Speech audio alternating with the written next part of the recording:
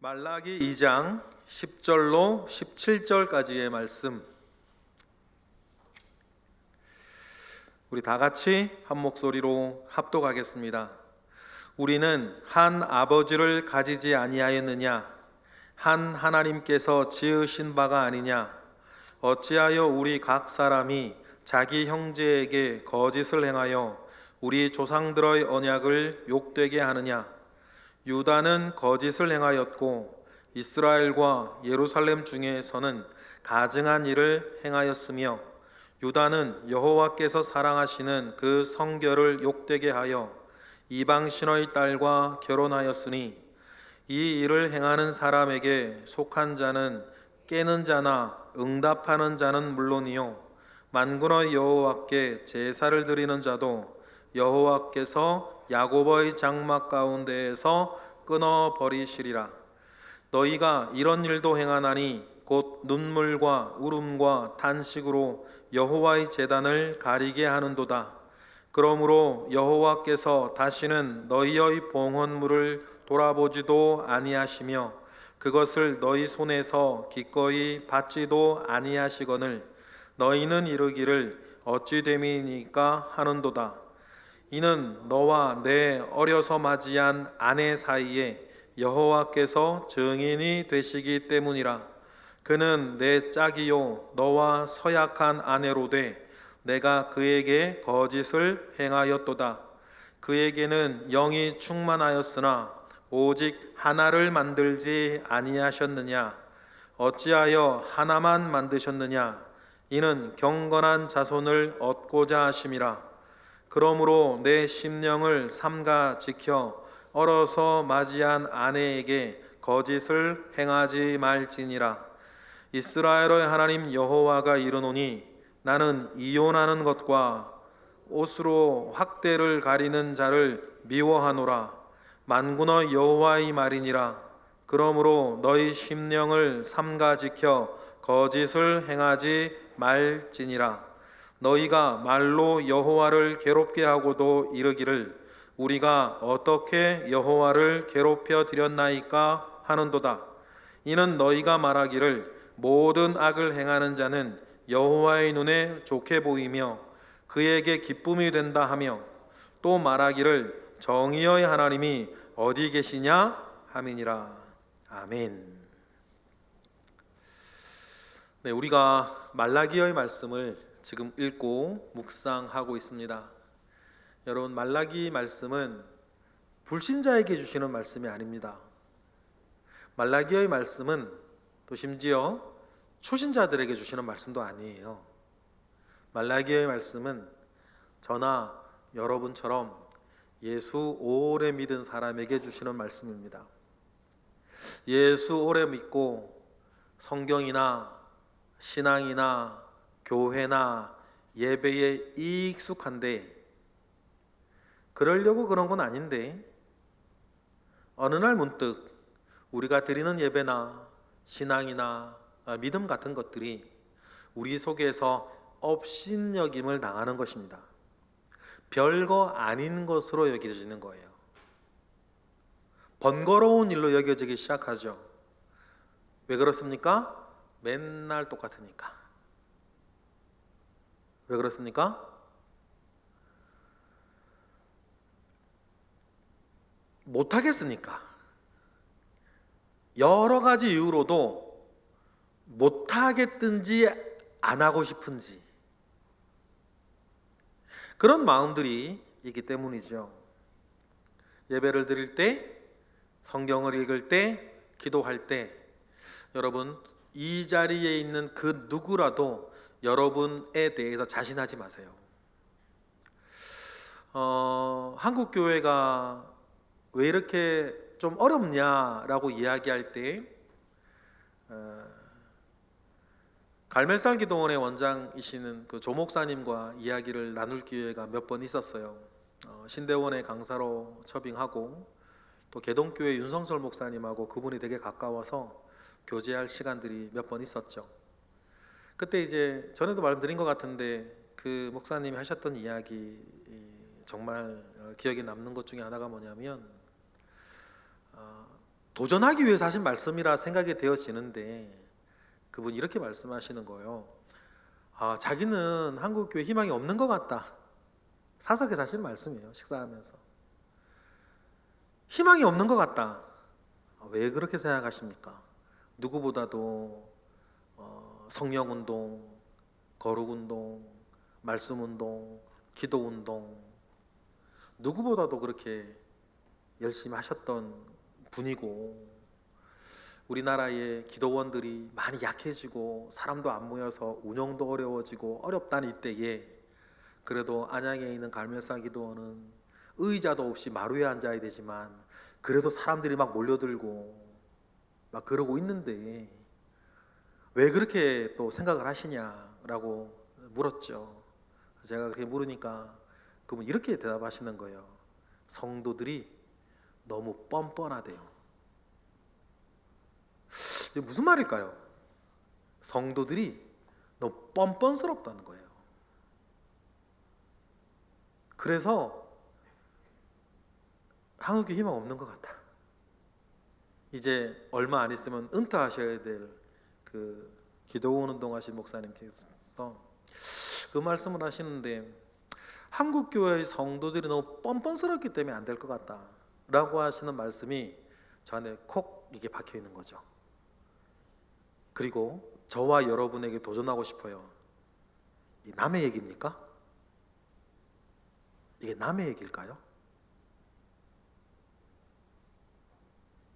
비슷한 이야기 어느 여자 신학자, 성서학자의 이야기 인터뷰를 제가 봤습니다.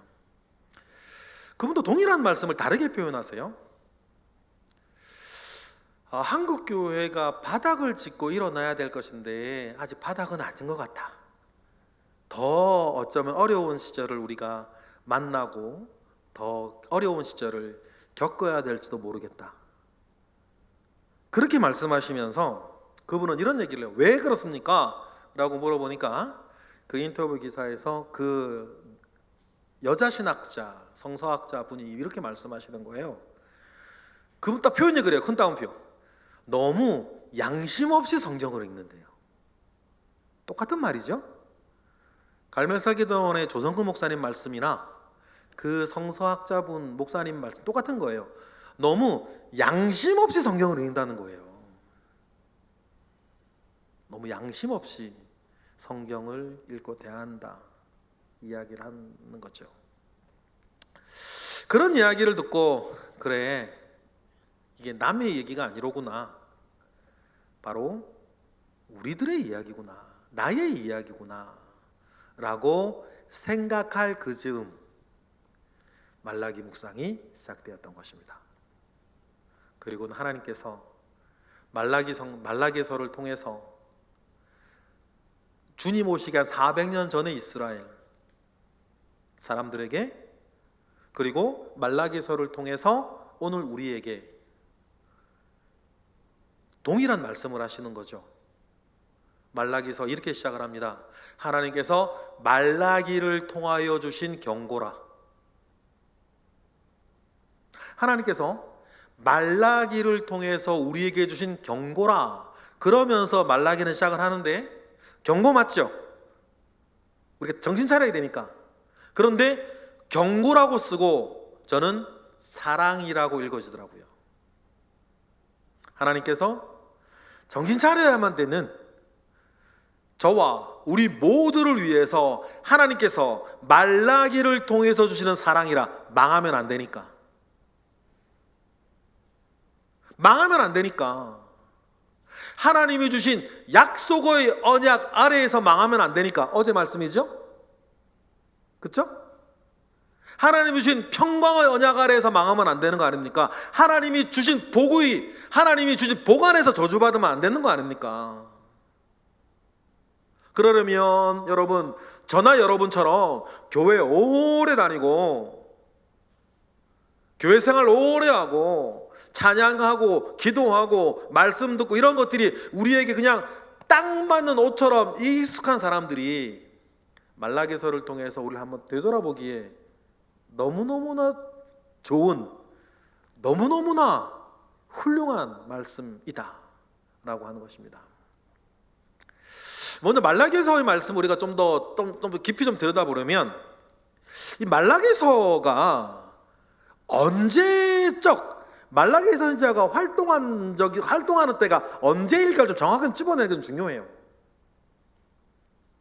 말라기라는 사람이 말라기서에만 등장하고 말라기에서 말라기는 자기 개인의 사적인 이야기를 전혀 안 합니다. 그래서 우리가 말라기가 어떤 사람인지 말라기 시대가 어떤 시대인지 우리가 딱 알기가 참 어려워요. 그런데 여기에 쓰여져 있는 단어들을 좀 끄집어내 보면 우리가 그때가 어느 때인지 이렇게 우리가 좀 가늠해 볼 수 있는 것이 있어요. 일단 확실한 거 하나는 뭐냐면 나라가 망한 뒤에요. 그죠? 말라기서. 그런데 나라가 망할 때 성전이 무너졌어요. 예루살렘 성도 무너졌고 성전도 완전히 무너졌죠. 그런데 말라기서에 보니까 성전이 다시 짓는 거예요. 말라기 1장 10절 볼까요? 성전이 있기 때문이니까 1장 10절에 이런 말씀을 하시는 거죠. 참 우리가 슬프게 읽어야 되지만 10절에 뭐라 그러세요? 다 같이 시작. 만군의 여호와가 이르노라 너희가 내 제단 위에 헛되이 불사르지 못하게 하기 위해서 너희 중에 성전문을 닫을 자가 있었으면 좋겠도다. 내가 너희를 기뻐하지 아니하며 너희 손으로 드리는 것을 받지도 아니할 것이다. 그들이 드리는 예배를 우리 하나님께서 책망하시면서 뭐라고 말씀하세요? 너희 중에 무슨 문을 닫는 사람이 있었으면 좋겠다. 성전문을 닫아버리는 사람이 있었으면 좋겠다. 하나님께서 얼마나 그 성전에서 드려지는 예배에 대해서 하나님께서 마음이 상하시고 언짢으셨으면 너희들 예배 드리지 마라. 그런 예배 드릴 거면 드리지 마라고 말씀하시면서 너희 중에 성전문을 닫는 자가 있었으면 좋겠다라고 말씀하신다면 그때는 성전이 있었다 없었다? 말라기가 활동할 때 있었다는 거예요. 남유다가 멸망할 때 예루살렘 성이 망하고 성전도 완전히 무너졌죠. 성전이 완전히 무너졌는데 말라기 때 성전이 또 생겼다고 한다면 그러면 포로기 70년이 지나고 스룹바벨이 와서 성전을 다시만 지은 뒤겠구나. 그러면 스가랴 선지자나 학개 선지자가 성전 빨리 안 짓는다고 하나님을 통해 책망 들은 그 뒤시대겠구나. 우리가 알 수 있겠죠. 두 번째, 말라기 1장 8절을 보면 나라가 망하기 전에는 사용되어질 수 없는 단어가 하나 나와요. 먼저 찾아보실래요? 1장 8절 읽어보겠습니다. 시작. 만군의 여호와가 이르노라 너희가 눈먼 희생 제물을 바치는 것이 어찌 악하지 아니하며 저는 것 병든 것을 드리는 것이 어찌 악하지 아니하냐. 이제 그것을 너희 총독에게 드려보라. 그가 너를 기뻐하겠으며 너를 받아주겠느냐? 찾으셨죠? 너희의 총독이에요. 너희의 총독이라는 것은 나라가 망한 뒤라는 얘기죠. 나라가 망하기 전에는 왕이고 나라가 망했으니까 바벨론이든 페르시아든 그 나라에서 점령군 식민지에 파송한 사람이 누구예요? 총독이거든요. 그러면 말라기서를 보니까 나라가 망한 뒤구나. 왜? 총독이 나오니까. 그런데 10장 우리 앞절을 생각해보면 그런데 성전이 다시 생겼구나. 그러면 말라기 때는 나라가 망한 뒤 성전이 다시 지은 뒤구나. 그렇게 우리가 가늠해 볼 수는 있어요. 그리고는 여러분 그러면 우리가 어느 때구나라고 생각을 하면서 말라기서에서 중요하게 다루어지는 세 가지 이스라엘 잘못이 나오거든요. 첫 번째, 예배가 무너져 있어요. 성전이 있는데 예배가 무너져 있는 거예요. 두 번째, 이방인과의 결혼이 굉장히 중요한 사회 문제, 종교 문제가 되고 있어요. 그리고 사회윤리가 땅에 떨어져 있어요. 그럼 여기에서 우리가 특정 때를 우리가 가늠해 볼 때에 이방인과의 결혼이 큰 문제로 대두되던 때가 있어요. 누구 때냐면 느헤미야 총독 때예요. 느헤미야 총독 때에는 전에는 이방인과의 결혼을 문제 삼을 정도의 상황이 아니었어요. 왜냐하면 지금 너무 상황이 어려우니까. 그리고 느헤미야 총독 훨씬 뒤로 가면, 예를 들어 예수님 시대 때만 가도 유대인들과 이방인의 규분이 얼마나 선명하게 그어져 있어요. 그러니까 느헤미야 때에 이방인과의 결혼 문제가 사회 문제로, 종교 문제로 확 일어나면서 그 느헤미야 때가 넘어가 버리면 유대인들은 이젠 이방인과 결혼을 안 해요. 이방인과 상대도 안 하는 거예요. 그러면 우리가 느헤미야 중심으로 말라기 때를 가늠해 볼 수 있겠다 생각할 수 있겠죠? 그리고는 느헤미야가, 성경을 조금 깊이 연구하시면 알아요. 느헤미야가요 예루살렘 총독으로 2번 옵니다. 한 번 온 게 아니에요. 첫 번째 와서 에스라와 더불어 부흥운동, 수문화 광장 부흥회 운동을 할 때 12년간 임기를 마치고, 그리고 다시 돌아가요. 그런데 소식을 듣죠. 엉망됐다. 몇 년 만에, 1년 만에. 그리고 느헤미야가 총독으로 다시 옵니다. 그런데 느헤미야가 총독으로 다시 와서 평정을 하거든요. 그러면 바늘처럼 꼭 집어보면 어쩌면 말라기서는 느헤미야가 자리를 비운 그 1년 사이에 망가지는 예배를 배경으로 하고 있을 가능성이 굉장히 커요. 느헤미야 13장 6절 보니까 다시 오는 얘기가 나오죠. 느헤미야 13장이에요. 그죠? 일 다 지나갔어요. 근데 느헤미야 이런 얘기를 하네요. 읽어볼까요? 시작. 그때에는 내가 예루살렘에 있지 아니하였느니라. 바벨론 왕 아닥사스다가 32년에 내가 왕에게 나아갔다가 며칠 후에 왕에게 말미를 청하고 다시 예루살렘으로 오는 거예요. 그러니 말라기 선지자의 때를 우리가 좀 좁혀보면, 느헤미야로 인해서, 느헤미야와 에스라로 인해서 이스라엘의 예배가 다시 수문화 광장 부흥회로 다시 서고, 느헤미야가 자기 임기를 마치고 다시 바벨론으로 돌아가서 그 뒤 1년 동안 예배가 막 무너지는 사이, 그때 하나님께서 말라기를 쓰신 시대가 바로 그때일 수 있다는 거예요. 그리고는 여러분, 우리가 생각해 보는 거죠. 성전이 생겼습니다. 성벽도 생겼어요. 그리고 총독 느헤미야와 학사 에스라로 인해서 이스라엘이 큰 부흥을 경험했습니다. 은혜를 받았어요. 울고 불고, 여러분 막 느헤미야서 후반 보세요. 얼마나 큰 부흥 가운데 일어났습니까? 그런데 느헤미야가 돌아가요. 에스라도 중간에 죽었을지도 모르겠죠. 그래 어떻게 됩니까? 이스라엘의 예배가 흔들리기 시작하는 거예요. 예배가 무너지기 시작합니다. 이유는 예나 지금이나 같아요. 피곤하고 바쁘고 먹고 살기 바쁘니까. 그래서 예배가 어떻게 됩니까? 말라기 1장 7절에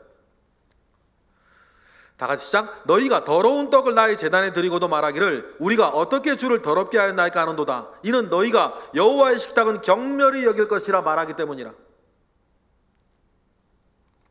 1장 13절, 말라기 1장 13절 시작. 만군의 여호와가 이르노라. 너희가 또 말하기를 이 일이 얼마나 번거로운 거, 예배 때문에 말하는 거예요. 이 일이 얼마나 번거로운가 하며 콧웃음을 치고 훔친 물건과 저는 것 병든 것을 가져왔느니라. 너희가 이 같은 보급물을 가져오니 내가 그것을 너희 손에서 받겠느냐?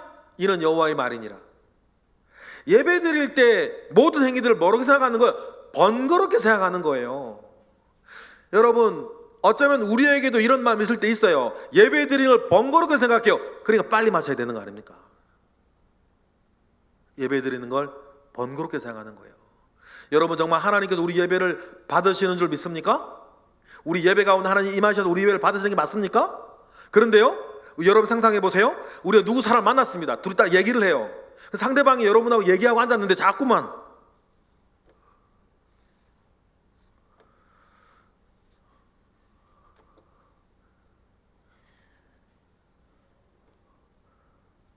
여러분 그 사람 다시 만날 거예요?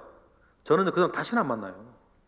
이 사람을 어떻게 보고 이 사람이, 어쩌면요 우리가 하나님 앞에서 그러고 있다니까요. 예배를 번거롭게 생각하는 거예요.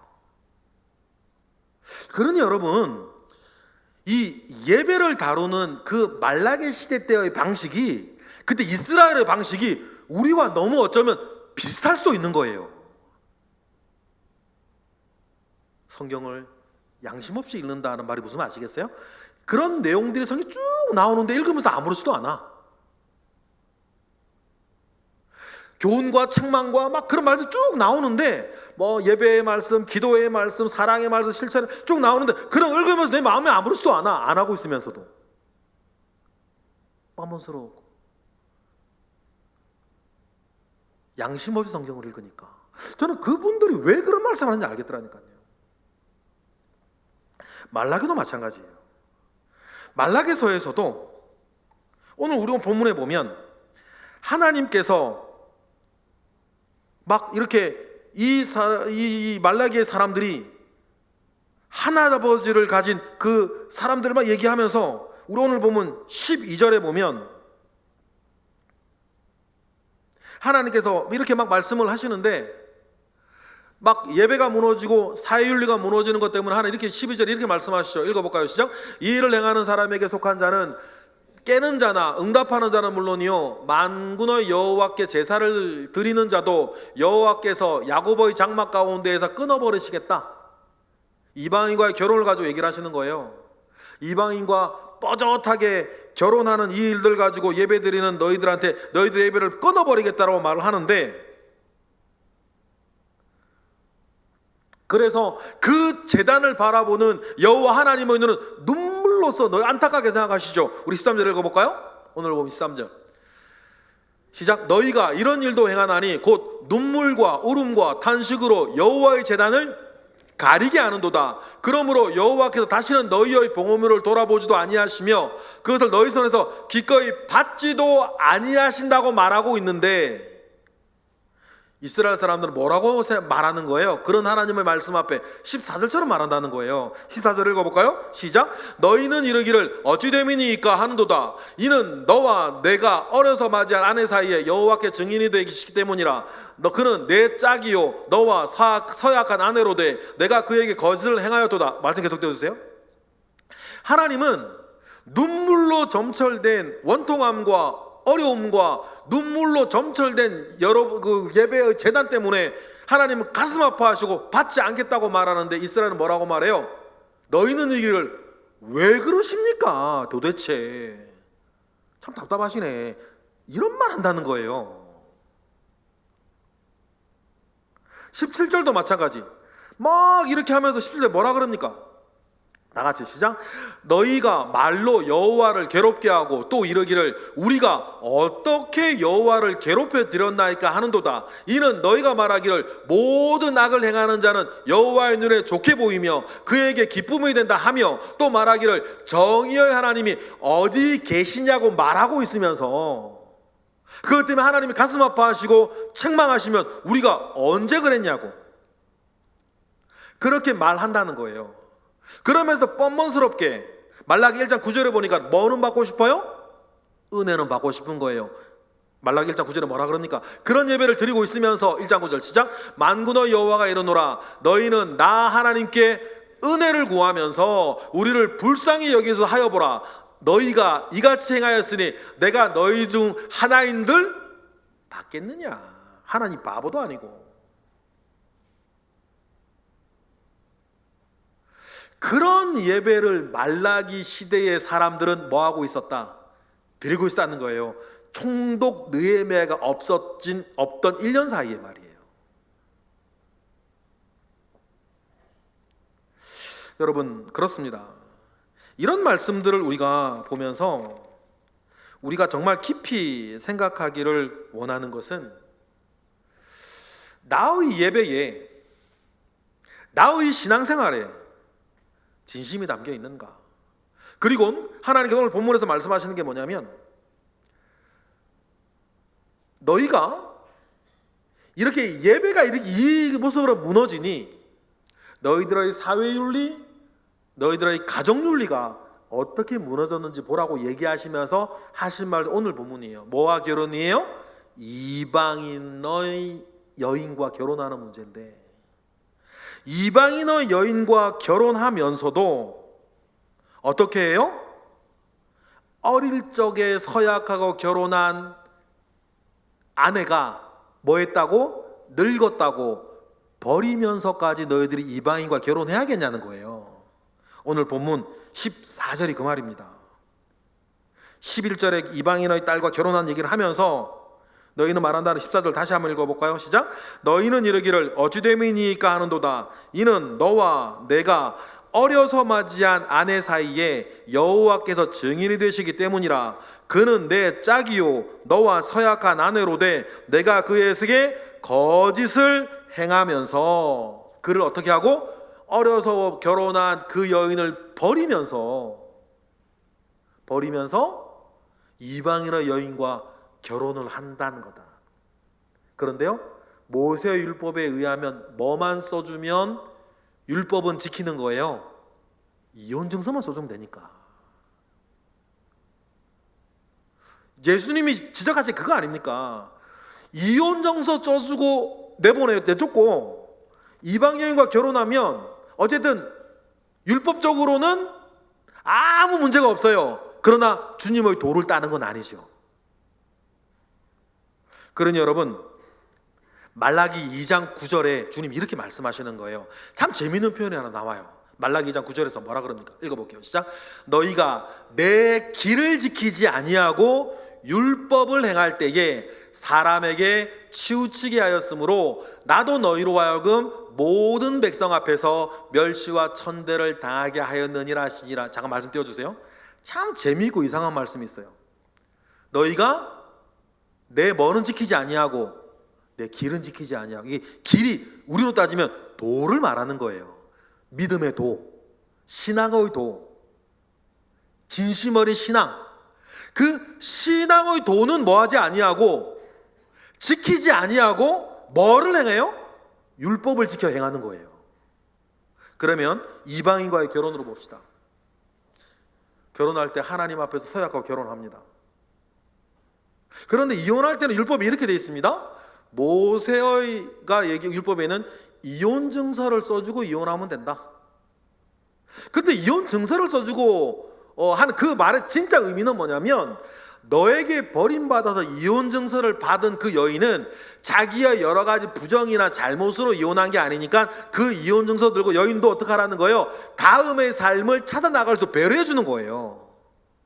그런데 이게 율법의 도인 거죠. 그런데 말라기대 사람들은 그 도는 따르지 아니하고 이혼 증서를 써내면서 어릴 적 결혼한 그 아내가 늙고 못생겨졌다고 버리는 데 사용하는데 뭐는 지켰어요? 이혼 증서를 썼으니까 율법은 지킨 거예요.